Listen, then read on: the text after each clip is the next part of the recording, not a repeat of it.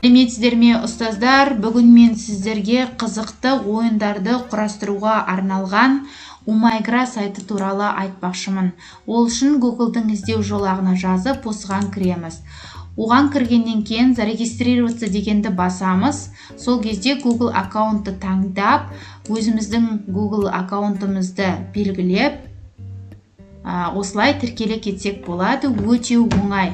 Бұл сервис бізге не ұсынады? Түрлі ойындарды жасауымызға болады. Бұл жерде түрлі ойындардың шаблондары бар. Қазір біз өзімізге қажетті ойынымызды таңдап аламыз. Мысалы, «Сядь на поезд» деген ойынды таңдап алайық. Оның үстінен басамыз. Сол кезде бізге осындай бет ашылады. Осы жерде біз өзімізге қажетті пәнімізді таңдаймыз. Мысалы, мен информатика деңгейін таңдадым, және возраст дегенге, мысалы, мен 13 жас дегенді таңдаймын. Және язык обучениеге казахский дегенді белгілеп көрсетеміз. Содан кейін применить дегенді басамыз. Бізге осындай бет ашылады.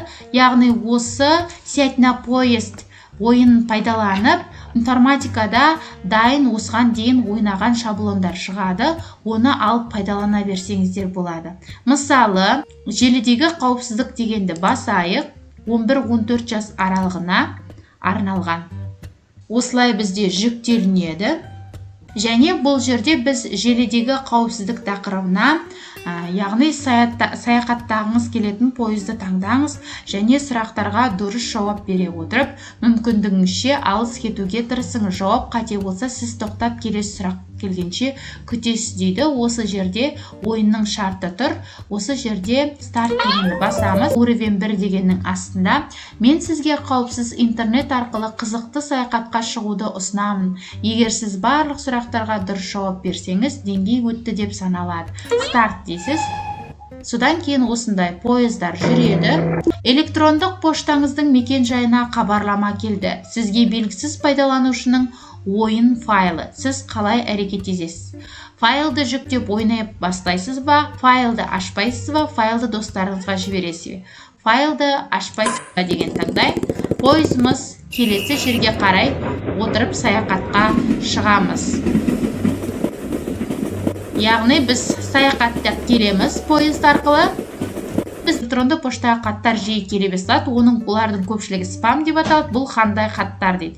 Біреуін таңдайсыз, оқушы болып, мен қазір біреуін таңдай саламын. Бізде тағы да жолаушы ойыннан, поездан қалып қойды. Келесі поезды күтіп тұр. Бұл жолаушымыз. Тағы интернетте өзіңізді қалай қорғауға болады? Компьютерді қорғағыңыз және белгісіз адамдармен танысу шеңберін кеңейтіңіз. Өзіңіз достарыңыз бен туыстарыңыздың суреттерін орналастырыңыз. Мүмкіндігінше өзіңіз туралы аз ақпарат беруге тырысыңыз. Соңғы белгіні таңдаймыз. Яғни біздің жолаушымыз поездға отырды.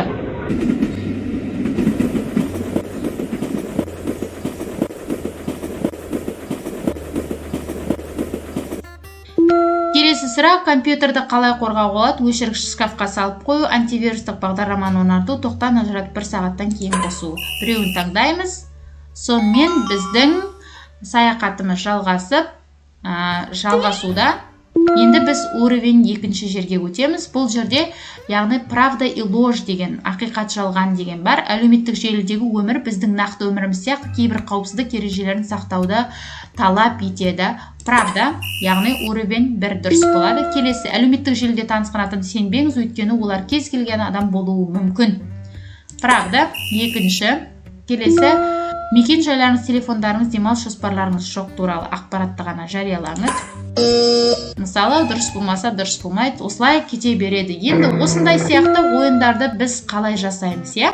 Сіз жалпы мәнісіне түсіндіңіз. Ойынның жалпы алгоритміне түсіндіңіз деп ойлаймыз. Енді біз құрылу жолына көшеміз. Енді жаңағыдай поездға отыру сияқты ойындарды біз қалай өзіміз жасай аламыз. Бұл жерде енді ойынның мына жерде 8 түрлі шаблоны бар. Ол үшін ойынды жасау үшін біз мына жерде редактор игр дегенге басамыз жоғарыдағы. Содан кейін создать жоғарыда игру дегенді басамыз. Выбрать шаблон деген шығады, өзімізге қажетті шаблонды таңдаймыз. Бұл жерде біз сядь на поезд деген шаблонды таңдай қояйық.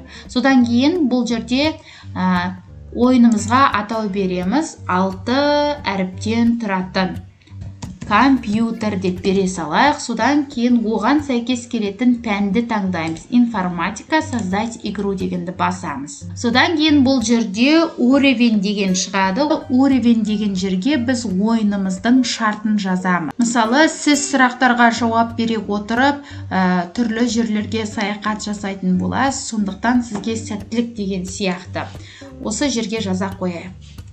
Содан кейін добавить дегенді басамыз, және бұл ойынды берудің типін таңдаймыз. Ол ақиқат и жалған, правда и ложь, немесе бір жауапты таңдау деген вариантта болуы мүмкін. Қай тип сізге ұнайды, соны таңдайсыз. Правда и ложь дегенді таңдаймыз. Содан кейін мына жерге вопрос деген жерге өзіміздің сұрағымызды енгіземіз.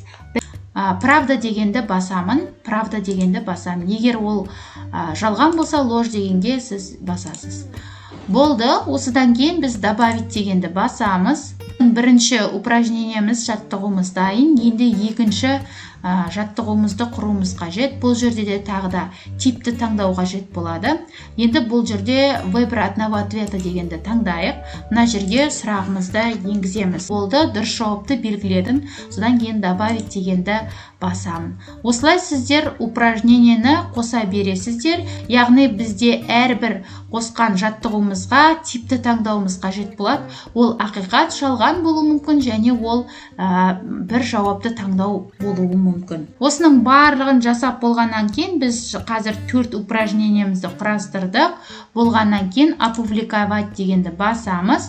Мына жерге дидактические игры деген жерге өзіңіздің құрып жатырған осы ойыныңыздың кішкене описаниясын жазып кетесіз. Сосын мына жерден жас ерекшелігіне сәйкес келетін возрастты таңдайсыз, және пәніңізді таңдайсыз. Содан кейін барып язык обучения деген жерден тіліңізді таңдайсыз. Кейін попробовать дегенді басасыз. Содан кейін барып играть дегенді басамыз. Сол кезде біздің ойынымыз құрастырған шығады. Содан кейін старт дегенді басамыз. Міне бізде компьютер тақырыбына арналған ойын шығып тұр. Старт дегенді басамыз. Бізде бірінші сұрағымыз шығатын болады. Компьютердің атасы бізде ол правда ма, ложь ба, ақиқат па, жалған ба? Правда. Біздің жолаушымыз пойызға мініп саяхаттайтын болады.